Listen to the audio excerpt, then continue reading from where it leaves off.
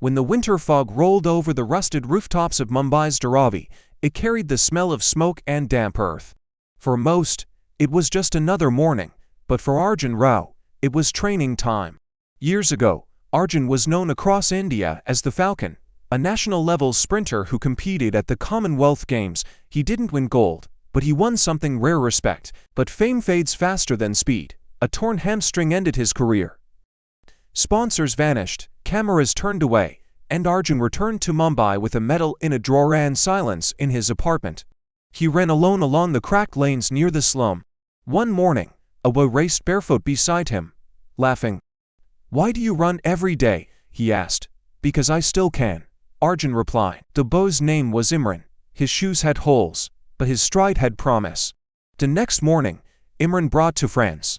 By the end of the week, 8 children were running behind Arjun, their laughter rising like birds. Arjun saw hunger in their eyes, not for food, but for possibility. He started training them seriously, at dawn, on an uneven patch of ground that became their track. He marked lanes with scavenged chalk. Old rice sacks became training hurdles. A discarded tire became resistance equipment. "Discipline," he told them, "is the difference between a wish and a win." They listened. There was Usha, who ran to escape the nose of her crowded home.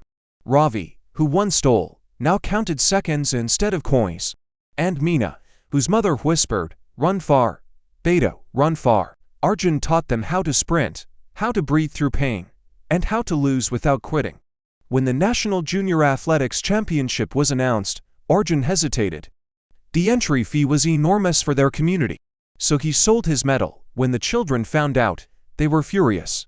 "That was yours," Usha cried.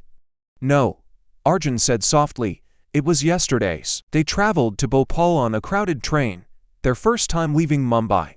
The stadium gleamed, a world away from their dusty patch. Other teams had matching tracksuits and branded shoes. Arjun's team had white t-shirts with Shakti written in blue marker. When the starter pistol fired, labels disappeared. Imran ran the 200 meters, like the wind owed him something. Usha pushed through the 400 meters with tears streaming down her face. Meena, the smallest of them all, stunned everyone in the 800 meters. One by one, they crossed finish lines they had once only dreamed of. Shakti Nagar won 2 golds, 1 silver, and something greater: attention. Reporters swarmed, cameras returned. "Coach Rao."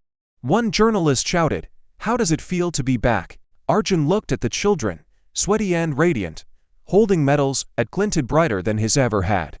"I was never back," he said. "I was just waiting." Back in Mumbai, the fog still rolled in. But something had changed. Every morning, more children arrived at dawn. And this time, they didn't just race each other. They raced toward a future they now believed they could reach. Thanks for watching.